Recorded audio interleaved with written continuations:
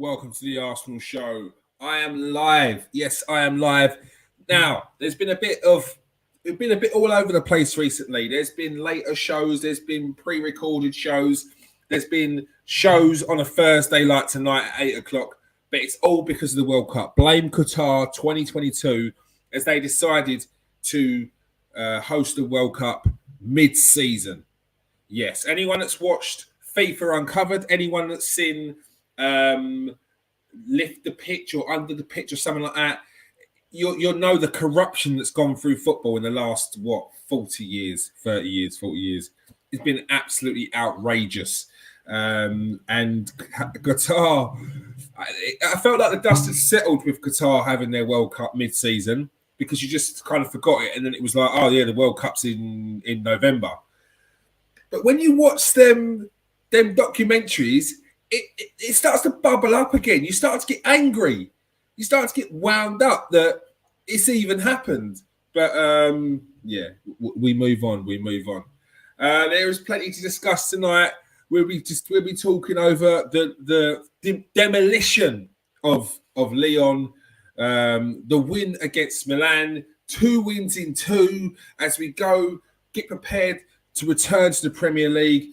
I mean, what better start can you have? And I know people have already hit me up saying, Kears, it's just a friendly. But what other gauge do we have? We have no other gauge to go off. There's no other bar. We have to go off these friendlies. And we've seen teams in friendlies before, and we've gone, they look rubbish. They look decent. You've got to take something from those friendlies. You can't just go, it's a friendly, it don't matter. That's not how it works. Now, Arsenal have had 2 friendlies, 3 actually. They played the first half. They had the senior players out against Watford as well. I thought El Neni looked sharp in that one. And in the second half, they was kind of the youngsters were very young. I think they were like 15 and 16-year-olds, and Watford were playing with men and or some of the more experienced youngsters. And you could just tell the difference. There was a gulf in class. There was a gulf in strength. That's one thing I noticed. One of their midfielders just bursting through the midfield all the way to have a shot on goal. I think he may have even set up the final goal to make it 4-2. Outrageous run, but mate, you're playing against kids, so relax yourself. We're going to be discussing the January transfer window as well. A few stories have popped up, which has kind of wound me up a little bit. Once again, as you can see, I'm easily wound up, but I think it's because of the lack of Premier League football that I've had recently. I'm pining to watch Arsenal again. I don't like the fact that it's on the pay-per-view Arsenal things, which I really do not like. Arsenal needs to be giving these out for free because it ain't easy to get a link for these streams either, especially when you're trying to do it off your phone. But we're talking about some of the transfer stories coming up. We'll be getting the latest news from the Transfer Exchange show. Make sure you go and follow the Transfer Exchange show because it's going to be definitely a big summer, but I think it's going to be a big winter for not only a fair few teams, but the Transfer Exchange show itself. It's not Arsenal related news, but there's a Jude Bellingham story that you need to keep an eye on the page. I know a lot of Liverpool fans are saying it's a done deal that he's going to Liverpool. It is definitely not the case. Sorry, this has turned into a transfer of everyone show. Obviously, you've seen the Mihailo Mudryk news. I'll be giving you a little update on that. There's nothing too much to add to that, but I've already posted it. But it's better to hear it from the horse's mouth, eh? And we'll be going over a few other transfer stories as well. Let's crack on. So first and foremost, Arsenal with an emphatic 3-0 victory against Lyon. Goals from Fabio Vieira, Eddie Nketiah, and Gabriel Magalhaes. As Arsenal absolutely demolished Lyon. Yes, Lyon were terrible. Let's not get it twisted. Lyon were horrible. This reunited with Lacazette, I didn't want to hear none of it. We thanked Lacazette for his time here, but boy, oh boy, he was bang average in his final last couple of seasons. There was really no... there was effort, but come on. I mean, maybe it's just he's done. Maybe it's just he's past it. He's over the hill now because it didn't even feel like he was playing in that game for Lyon. Like, if you want to potentially show the old manager that you made a mistake getting rid of me, he definitely didn't show that. It was flat as a pancake. Who we got in the comment section? That last pen. Oh yeah, no, don't worry, Si. We're talking about that last pen because I had like a Mandela effect. I was watching the World Cup and someone had a pen. It weren't a great pen, and I was like, oh, did you see that pen? Where was that game? That game earlier where there was that pen. Someone Panenka the last pen. Can you imagine Panenka in the last pen at World Cup? And it weren't. It was the Lyon game. How bad was that pen? People in the comment section, tell me you saw that pen. Embarrassing. Absolutely disgraceful. If you drop a pen like that in a game, it don't matter whether it's a friendly or not. You wait until you get into the change rooms. Just wait. I'll be standing there lacing up my boxing gloves because that's just a disgrace. If you're going to take a Panenka, you better put it away. That is it. There's no, unlucky. If you're going to do a penalty where you're trying to take the mick out of the other team, because that's what you're doing, you're taking the mick, you better score. That's how it works. You better score. It's like when a player should have cut it back to a player. If he doesn't cut it back to the player, you better score. Like, you better score that pen. But the Panenkas that's even worse. Panenkas, if as a goalkeeper, if someone scores a Panenka, it really winds you up because it's that. They're doing it as like it's a piss take. I can swear now, it's gone 5 minutes in. YouTube weirdness. Not that it makes a difference, but it does, apparently. If you swear like too early in the show, they won't try and push it to the front page. And we need to go to the front page. So if you are in here, sorry I'm shouting, the goalkeeper was yeah, Cole Hine, we'll speak about Cole in a sec. Press that like, press that share button, hit the copy.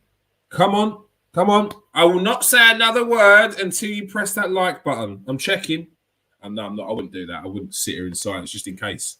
Like, what if you didn't press it? I'd spend the next 50 minutes saying nothing, and that's not going to work. Yeah. So first and foremost, Cole Hine. Big shout out to Cole Hine because in the game against Brighton in the Carabao Cup, Cole Hine had a bit of a clanger in that game where he kind of, I think he came out a bit too late. I was there. I don't know why I'm saying I think. He came a bit too late, hesitated, and then when it came to getting the ball, he ended up taking out the man. A blatant pen, 100% a pen. But after that, and to be fair, before that, he looked a bit shaky as well. I think he was just a bit nervous because it was an actual competitive game. And yeah, look, he's a young kid. I can't remember his name. Okunwayo. That's way off. Who's our other goalkeeper that's currently out on loan to? Where's he out on loan to? Rochdale. I want to say Rochdale. It might not be Rochdale. He had a clanger. In pre-season as well. Yeah, goalkeepers do. Goalkeepers have these games. Goalkeepers, especially young goalkeepers, but it's better they get it out of the way now. It's a learning experience. When I say it's a learning experience, it really is. It really is. You can definitely take a goalkeeper making a mistake because the chances are they won't make that mistake again. They learn quick because it's a very lonely pace between the sticks, mate. Trust me. Yeah, Cole Hine was absolutely brilliant in the first game against Lyon. Not just with the penalty saves, I think he looks very assured as well. Very, very, very good game. 100% right there, Simon. The young kid in Arsenal's midfield as well against AC Milan, I thought he was amazing. And someone his age going up against men. Yeah, we come to the AC Milan game in a second. I just want to focus on the Lyon game. You absolute savage, Si. Yeah, so first and foremost, let's talk about Fabio Vieira's goal. Fabio Vieira's goal, absolutely unreal. Anyone that's not seen it, go and have a look now. The whip, he's just wrapped it top bins. It's effortless. He's got such good technique, and I'm excited about this kid. I'm excited about what this kid can do. I know that. Look, just stay off of the socials after a game when Fabio Vieira has had an average game, maybe even a poor game. It's even worse because people just need to relax. Like, this is his first season in the Premier League, first season in England. He's learning to speak English, which is. I mean, go to another country and then go and try and work. You can't speak the language. It's not easy. He's learning to speak the language, and yeah, he's learning the league. And I think his progression has been well. I'm saying the same about Sambi as well.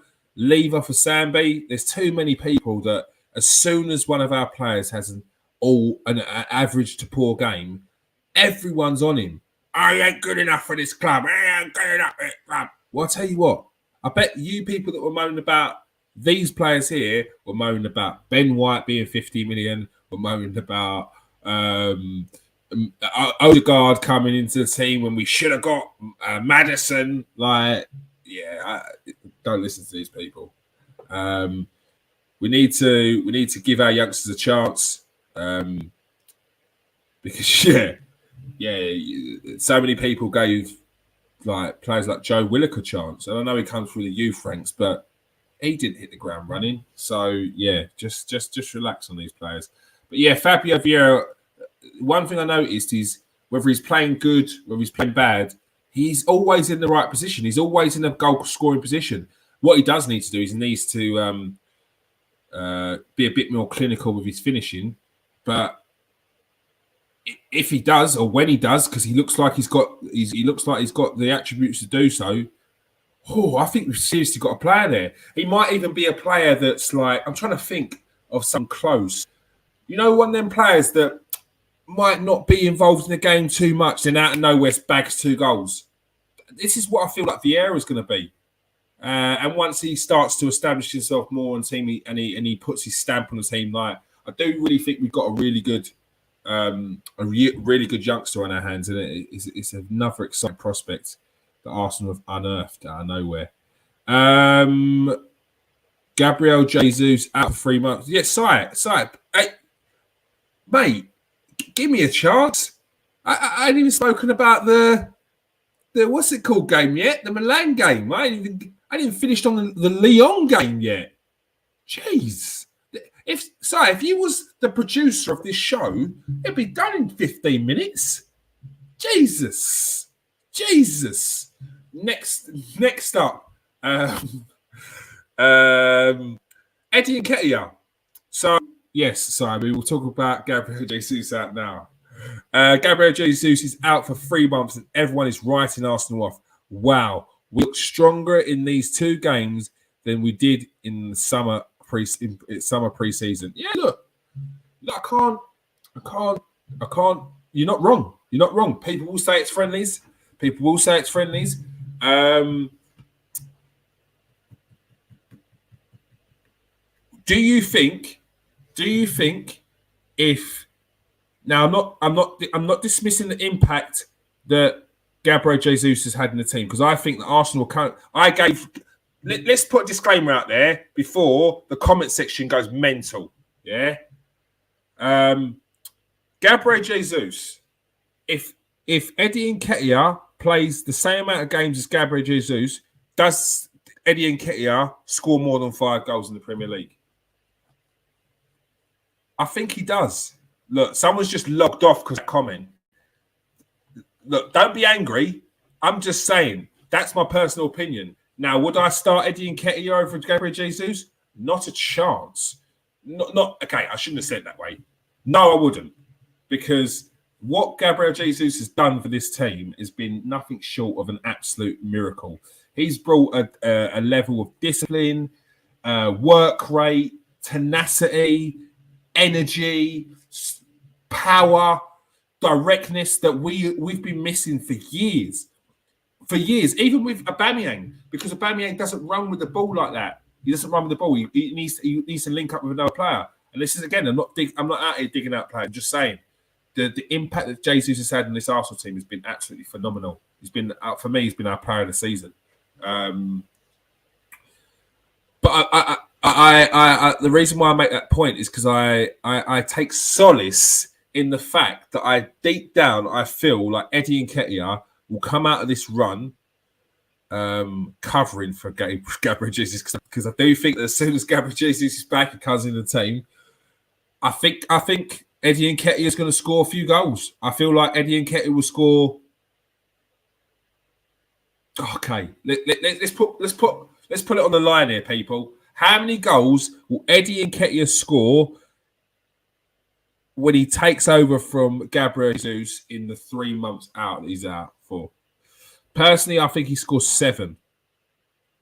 7 goals for Eddie in the 3 months that he's covering for Gabriel Jesus. Eddie.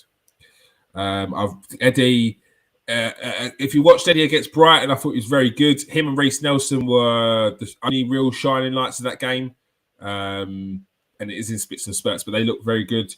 Another player that I really do want to do well at the club is Reece Nelson. But back to Eddie, I think Eddie's finish against Brighton shows that the geezer is, when he has a run, when he gets a start, when he feels confident in himself, he bag goals. What you're telling me that Eddie don't score 5 goals in 15 games, Si? I just don't see that. And you've not answered my question. How many goals does Eddie score in the 3 months that he's out covering for Jesus? So personally, I think that Arsenal will miss Jesus. But I don't think that we need to worry. I think that Eddie has it. And that's not just me trying to be crazy positive. There's just something about Eddie that I really like. I think he's a goal scorer. And I think we just need to adapt our play to suit him. It will make me a slight adjustment, because I think he's very similar to Jesus. Not exactly the same. He's not got the same skill set. He's not as creative, but not even close to being as creative as Gabriel Jesus. This is what makes the difference between the two. But I do think Eddie's very direct. I think he has a similar work ethic when it comes to shutting down the press. The press is part of Eddie's game. Look at the goals that he scored against, I think it was Wolves, and the goal that he scored against Chelsea. Both goals where he shut the players down. I just feel like Eddie's going to score goals.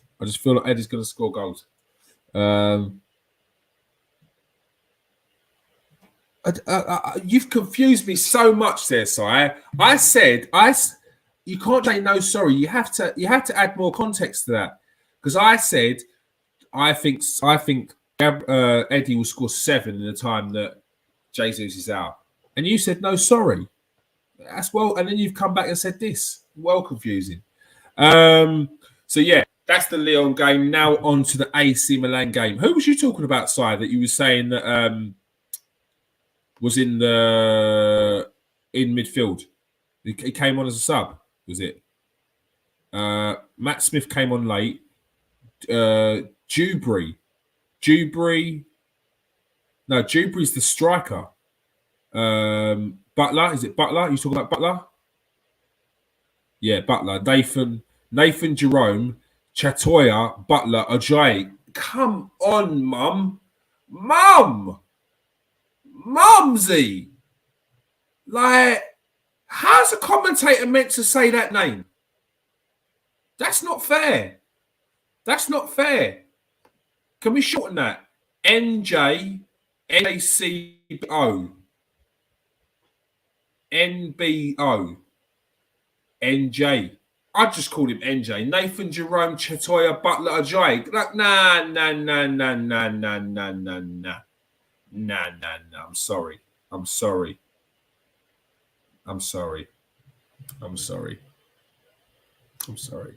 Yeah. But yeah, shout out to this boy here. I was very impressed with him. The AC Milan game was a bit I mean, Arsenal played well, but there was a few defensive slip ups. It felt like lapse of concentration on Arsenal's part. Gabriel Magalhaes seemed guilty of that a few times. A couple of times he kind of was coming back into the box and was just not very aware of his surroundings. And because of that, I think Origi got a free header twice. Lovely turn from Origi on, I think it was Rob Holding. And he hit the crossbar. Absolutely brilliant turn and shoot. Turn and shot, sorry. But yeah, there was a couple of defensive slip-ups, but I'm not going to dwell on that too much. It's as much about getting the match sharpness and getting the match preparation, getting your head into the game as it is trying to keep the clean sheet and get the results as well. I think we can take a lot out of the games what we saw in both of those, the sharpness of the team, the passing, the quickness of the passing. It wasn't lethargic at all. There was no slow starts. Again, that's something that Arsenal, the reason Arsenal were in the position they are, the reason why they do so well, you can almost see within the first 20 minutes whether it's going to be Arsenal's day. Because like last season, if they start sharp, which they've been doing every game, they do well. They try to get a goal before the break, and yeah. It's Arsenal's thing, and they did that against Lyon and AC Milan as well. Started off very sharp, although AC Milan had a little bit more of the ball more than Lyon did, not Arsenal. I'm talking about more than Lyon did. But overall, a very, very impressive performance against a very good team, current Serie A champions, and they had a pretty strong team. They had Tomori. They had Diaz, another Manchester City product. So Arsenal done very well in those next two games. Next up, we've got Juventus. It'd be interesting to see the team puts out against Juventus. I feel like Matt Turner should potentially be back, so we could maybe see Matt Turner coming to the team. I think we're going to see Ben White start at right back. Centre back will be Gabriel again. And it would have to be Holding, because our boy's in the final of the World Cup. He won't be playing, but he's in the final. Congratulations. Left back will be Kieran Tierney. Central midfield pairing of El Nene and Thomas Partey. Good to see Thomas Partey get another 45 at least under his belt before that West Ham game. Just in front of them, Martin Odegaard. Left midfield, I think we're going to see Reece Nelson. Right midfield, I think we will see Fabio Vieira again. And up top, Eddie Nketiah. So another tough test against Juventus. But Juventus have been not in the best form this season. But so yeah, it's gonna be a tough game, I think. Saturday evening, I think that one is. What time's the kick off for that one? Fixtures. It's a 6 o'clock kickoff on Saturday. World Cup final is Saturday as well. That's at 3 o'clock, is it? Yeah, it's on Sunday. It's on Sunday. The third place playoff is Saturday at 3 o'clock. Sorry. So yeah, not that anyone cares about that. But yeah, Arsenal versus Juventus on Saturday. That's my starting lineup for that game. It's the last game before we take on West Ham. It'd be interesting to see whether Arsenal try and get a behind closed doors fixture like I did against Watford, because I think it'd be beneficial if they do, because we've got 9 days in between the Juventus game. Yeah, 9 days in between the Juventus game and the West Ham game. For me, that's too long. If it would have been a week, maybe, But 9 days, it feels like you kind of undoing all your hard prep that you've done in Dubai, the 2 games that you've had where you look sharp. I think we should be having 9 days off. I think a nice behind closed doors fixture where we could potentially even see some of the players returning back late from the World Cup, like the England players.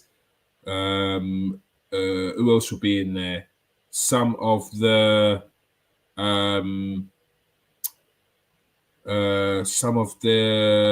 who else went out? No, Garner's back. Garner's back. Who else? I think that's it. Yeah, so pretty much everyone's back from the squad, bar France.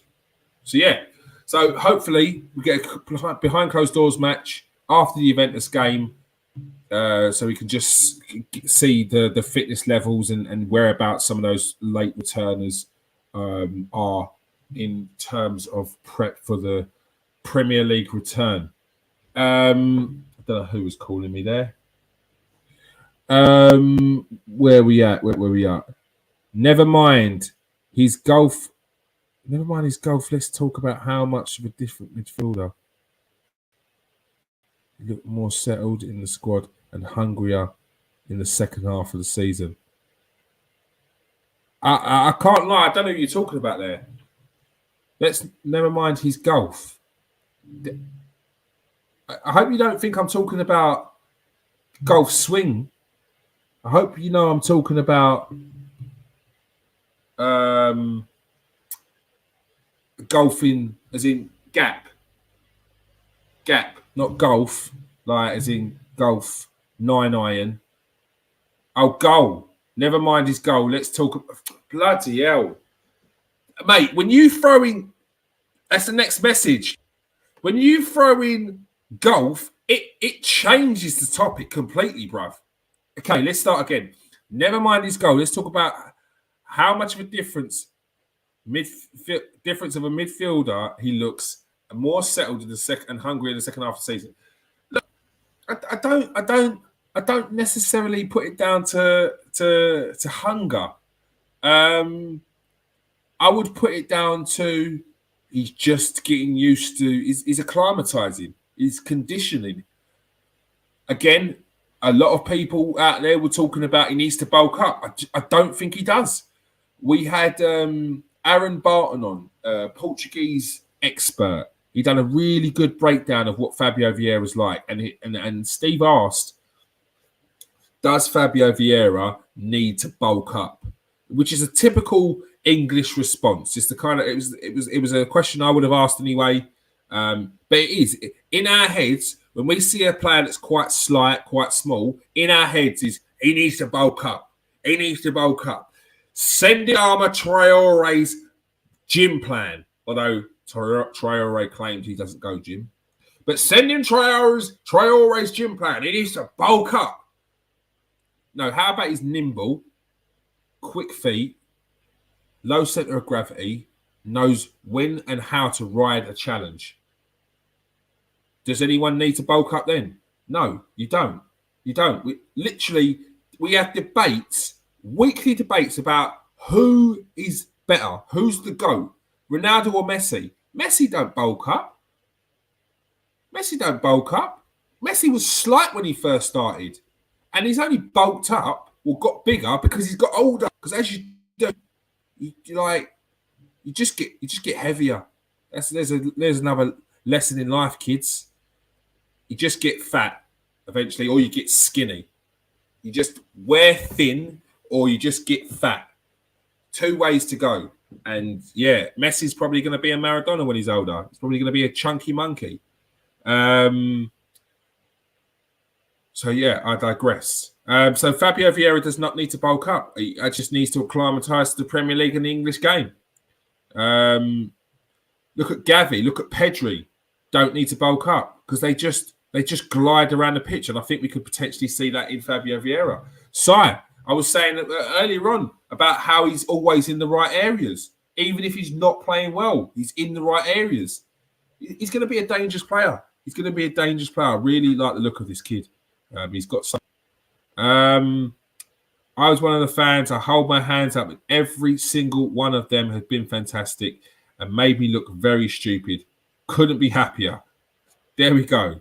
Maybe in future though, Si, you take a step back and breather first before we start bombarding people with DMs, mate. But yeah, look, Si's holding his hand up there. Got a lot of respect for that. I would love Eddie Nketiah in these next 3 months to score at least 8 goals before Rio comes back. I'm just not confident in Eddie. I think Eddie will score 3 goals. Those 3 goals could be vital, Si. Those 3 goals could be vital. Aaron Ramsdale, Bukayo Saka will be back in London Colney and training on Friday. So, yeah, I think I heard something yesterday where they're already back. They've already landed. It's just a case of they'll probably touch down and get a bit of medical, do a medical, see where they're at, but I feel like these boys would be sharp. Bukayo Saka is played how many games? 1, 2, 3, 4, 5 games in just over a month or just under a month, 5 games. So I think he'll be all right. Ramsdale's not played any, but he's been about training. He's not been sitting on his backside, has he? So yeah, look, personally, I think they should be pretty sharp. I don't envisage any sort of setbacks, any delays, any injury heard about any. So yeah, Arsenal should be fighting fit, ready for that West Ham game. And I fully suspect us to have the strongest lineup we could think of if no one's injured. All right. Let's get on to the transfer news. One story which I saw earlier, it just wound me up. I don't feel like there's anything in it because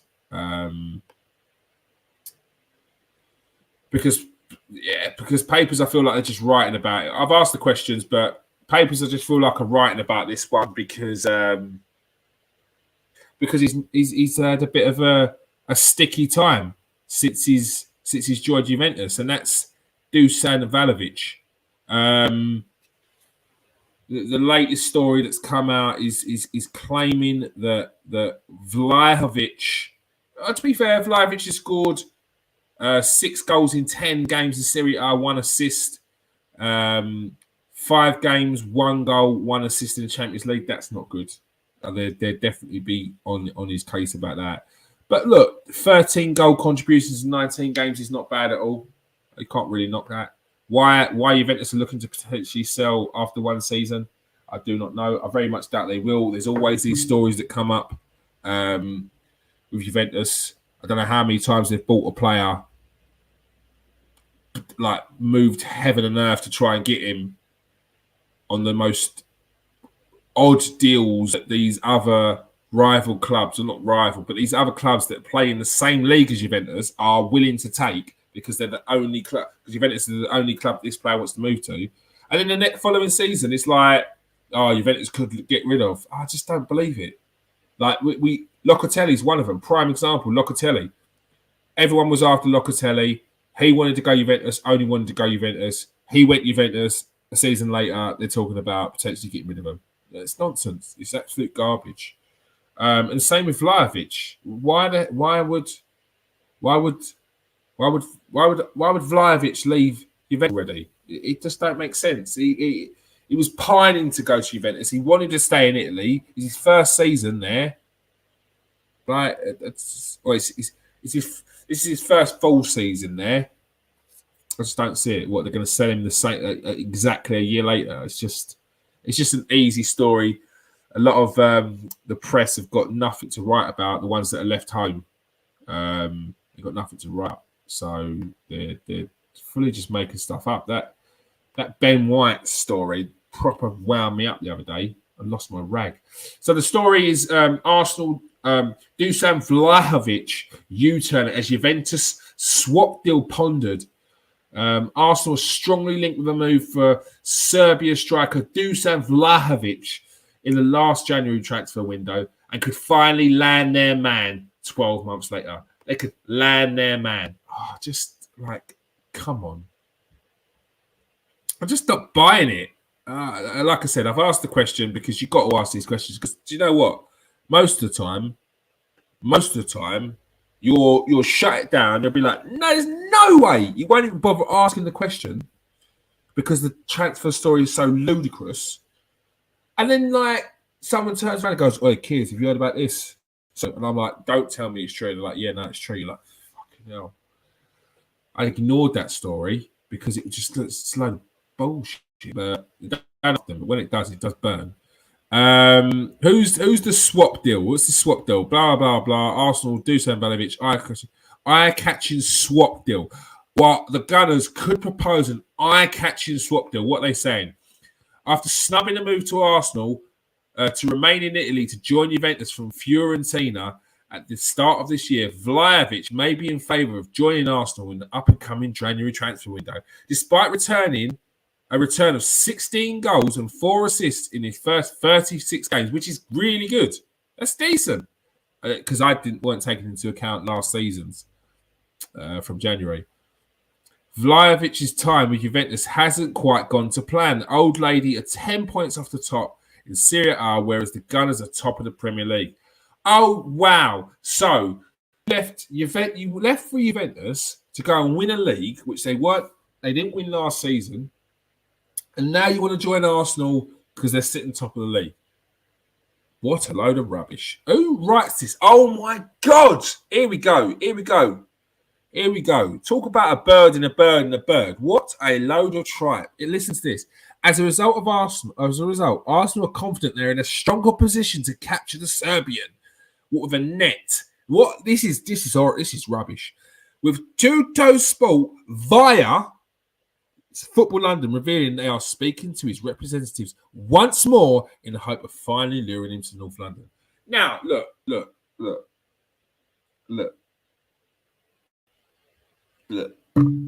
I'm not going to say anything too much on this because, like I said, anything can happen. But let's break this down. This was an agent who apparently claimed that he weren't answering Arsenal's calls last season, which was a lie. That story's nonsense. Because we know that Arsenal had spoken to the agent. Like, we know that. Yeah. So Arsenal had spoken to the agent, but it seemed like they were being strung along to maybe potentially get Juventus to make a move, because then Vlahovic came out afterwards and claimed that he'd never entertained any transfer to Arsenal, and his eyes were only set on Juventus. So why would you bother dealing with that agent again? You move on. The geezer opted for Juventus over you. Why are you gonna go for him 12 months later? Why are you watching him? Get other targets. I just don't buy into it. Before we go on, because we're talking about strikers, Arsenal, I think, need a striker, winger, hybrid, maybe potentially someone who could play all three positions. And of anyone out there, realistically, people, yeah. I'm not talking about transfer fee realistically, because I think Arsenal can match most teams in the transfer window when it comes to the actual transfer fee.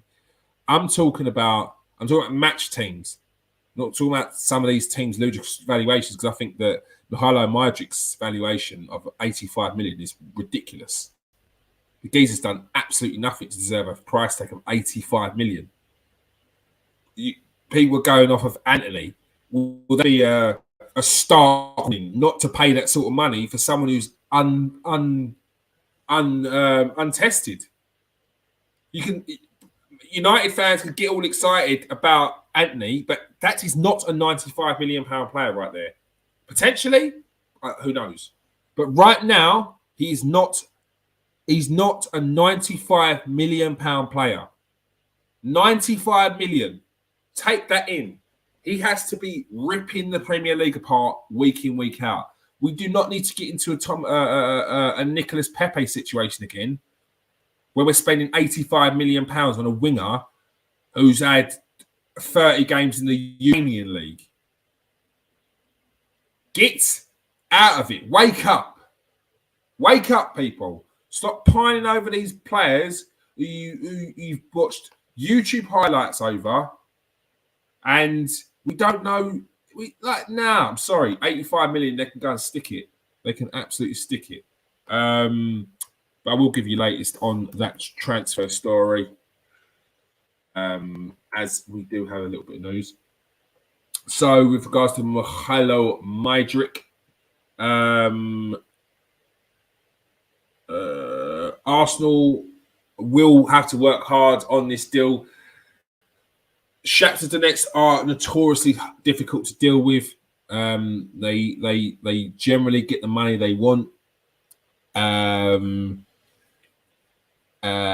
with the proposed £48 million that Arsenal were going to go in with initially for the first bid, which works out to about 55, 57 million, I think, or 55, 7 million euros, I think it works out to be.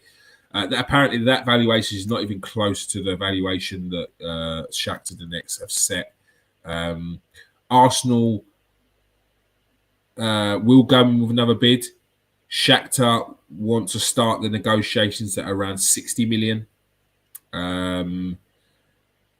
But that will also have to include add-ons with in the region of about 15 mil.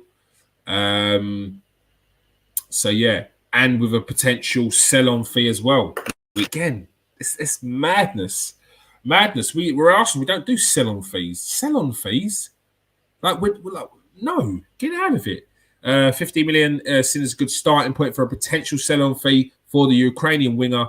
Milan Midrik wants to join Arsenal, but a deal won't be easy. Arsenal currently feel a package for the forward is not close, but will ramp up their efforts in the coming weeks. A deal is not close. It's nowhere near close.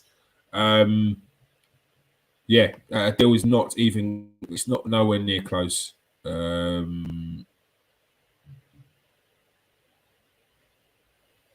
Sorry, I just got sidetracked by that story. A deal's nowhere near close for Milan Midrik. Arsenal is Arsenal's number one target. Do you know what? The closer we get to the transfer window, the more and more I feel that Arsenal are not even going to bring anyone in. Because the deals that Arsenal are not breaking away from their plans, which I respect. They're not breaking away from it. Yes, you have alternative options to your tickets, but if you feel like you're going to get your target in the summer, if not now, why would you go to the alternative? Just the closer it gets to this window, the more and more it makes me feel like the targets that they're going for are summer signings. Maybe Shakhtar will sell, but it's going to have to be a fee which is in their call, and we've already know that Arsenal aren't willing to pay 85 million for him, and I don't think they should. 60 million, can you get that back? Can you get that back? You'll be looking at not recouping 60 million if it doesn't work out. You'll be looking to recoup 30 because you would have only paid a certain amount.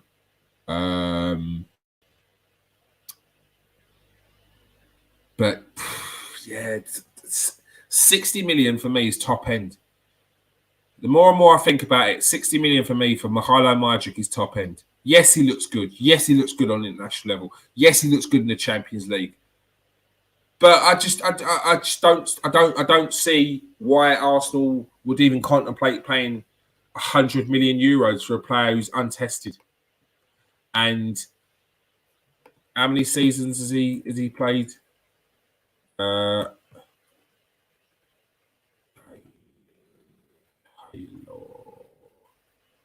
Midrik. How many seasons has he played in the Ukrainian league? Is this his second season? Nah, just now. I'm not. I like the look of him, but more than 60 million is just too much. It's just far too much. So yeah, I hope Arsenal don't try and break the bank to sign him if he ain't up to it. West Ham are going to sign Brazilian defender. Okay, so it looks like Fulham want to bring in our man Cedric Suarez. He's currently third in the pecking order behind Ben White and Tomiyasu, and he's found opportunities to get some minutes under his belt this season, few and far between. There have been some outings, late substitutes in a couple of games. I think he started the Carabao Cup game against Brighton. He looked rusty in that, again, because he's not played. I like Cedric. I think he's done a decent enough job while he's come here. He was bought for €2 million or £2 million. I think he's he's had what two seasons out of him. This is his first season. So yeah, I think he's done decent enough. So he does get a bit of a hard time. He gets a bit of stick for being too stiff. But yeah, all right. What's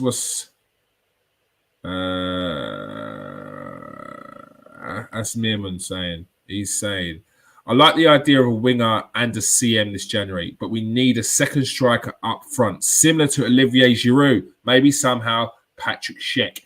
Hey, tell me you was a Olivier Giroud fan when he was still here. Please, because that is a great shout. I love Olivier Giroud. And I know you've written him off, Si. I hear about could have beaten Thierry Henry's record. No one cares. It's not that deep. But like he's shown his class because since he's left Arsenal, he's gone on to win the World Cup, the European Championships. No, not European Championship. A Champions League medal, a Europa League medal, a Serie A medal, and he's currently in a second World Cup final. and he's spearheading the teams. He's scored in these games as well. But this is a geezer who was past it. It was rubbish, according to some Arsenal fans. But now I agree. Look, I think Patrick Schick, he went to Roma, didn't he? And he had a bit of a hard time in Roma. Went back to Germany, and he's done well since he's gone there. He's a class player. Would he come into Arsenal and demand a start? I don't think he would. I don't think he he could. I think you've nailed the kind of profile of player to potentially come in and not unsettle a team. Like if there's talk of Vlahovic in these papers, but I just think that's just easy. It's just an easy post. The post came up from Tuto Sport, which is a rag paper when it comes to transfer news. It's so hit and miss. It's unbelievable. And it was backed up by Football London, who are an absolute toilet paper of a online thing. I don't care. I'm bad mouth. They're awful. Some of the stories they come out with. It's just terrible. It's embarrassing. And then they write opinions at the top, like they know full well is going to get missed. So it gets passed off as a true story. I see what they're doing. They're just a bit slimy. Yeah. What's he saying? What's your feelings on William Saliba not getting much of a chance in the World Cup, even though France centre backs have been very good? And this is my point, Si. I don't have a feeling. I don't, because I noticed Charles Watts gets upset about it. I just think he's too biased, Charles Watts, when it comes to these things. I remember in pre-season when Charlie Patino didn't go to America, and we were still hearing about how upset Charles Watts was about Charlie Patino not going to the American tour about 3 months into the league starting. Like, it was like, bruv, get over it. And it's the same here. He's talking about William Saliba. I don't know why he's not starting. Like, seriously. It's the same reason why I didn't really argue about Gabriel not going to the World Cup, Gabriel Magalhaes, because if you look at the people that did go ahead of him, yes, there's an argument for him going, but there's also a massive argument for the experience and those defenders themselves going. And for me, the same sits here. I wouldn't have started him if I was Didier Deschamps, because Upamecano is the more experienced defender. He's currently playing for Bayern Munich, and has been for the last 2 seasons. He's been one of the most sought after defenders in European football for the last 3 or 4 seasons. And Konate, their partnership at RB Leipzig was absolutely outstanding. So why would you not bring that into the World Cup? They just reunited the 2 players who absolutely bossed German football for 3 seasons, or 2 seasons, whatever it was. But yeah, no, look, well done for William Saliba. Even well done for Matu Guendouzi. Shout out to Guendouzi as well, because he could potentially be getting a World Cup medal. So yeah, look, I'm not butthurt by it, as I'm not butthurt by Gabriel not going to the World Cup. I'm upset that Gabriel went to the World Cup, didn't get his goal, which is a bit sad, and came out injured. It's good to see Martinelli getting some game time. He looked good. Saka's been absolutely unbelievable in the World Cup. He's been unreal. Although I was down the other day, and you'd have thought to yourself that Saka was one of the worst players. Some of the way people were talking is absolute nonsense. But I made sure that as soon as Saka won that penalty, or he done anything good, I was shouting in the back of people's heads. Because yeah, don't badmouth Arsenal players when they're actually playing well. But yeah, okay. Oh, so Fulham striker, the Serbian. Oh, you're in Mitrovic.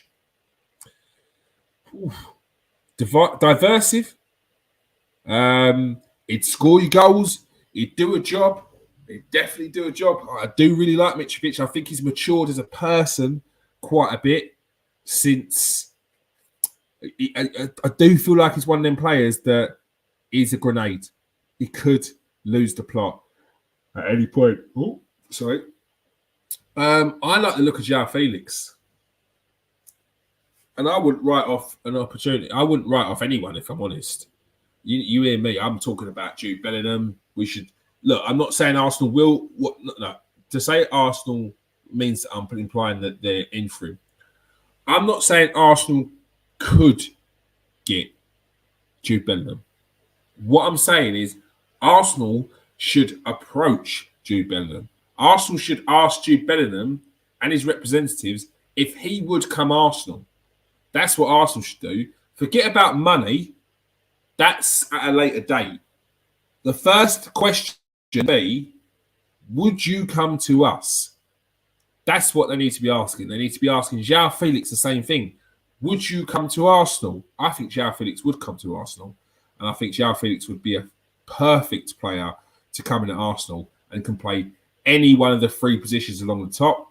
It means we could potentially keep Reece Nelson there. We don't have to bring in another.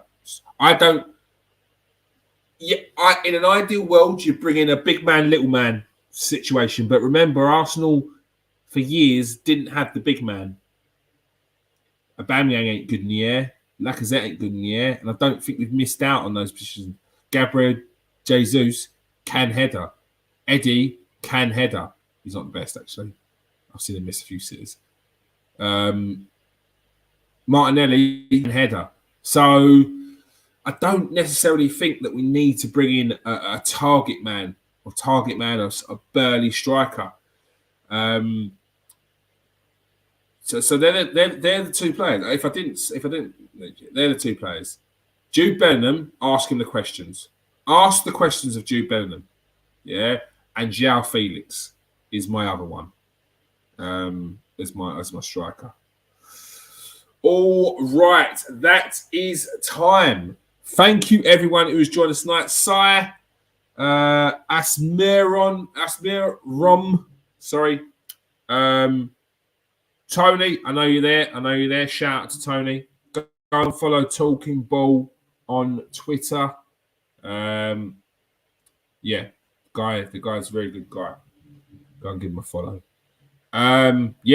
Thank you everyone who's joined us tonight. Si, thank you for keeping me company. You absolute diamond, you mate, legend. Make sure you hit that like and subscribe, people. Make sure you join us for the post-match reaction of the Juventus game to 8 o'clock. Yeah, let's just say 8 o'clock. 8 o'clock on Saturday. We'll do the post-match reaction of the Juventus game. Straight after the game, I will be watching it. Will I be doing a watch-along? No, because the links are too sketchy. And I'm not paying for Arsenal player. No, I've refused because they play the game. They play the half. There's no beforehand commentary. Videos of the stuff that's already on YouTube. Yeah. Then they'll at half time into a preview screen. Coming up next, second half, Arsenal versus Juventus. Rubbish. Get commentators in to analyse the game. It's poor, Arsenal. Sort that out. Best by next season, sort it out. Otherwise, I'm going old school. I'm writing you a letter like Deirdre, mate. Don't do this to me. There we go. João Felix. That's what I said. Sorry.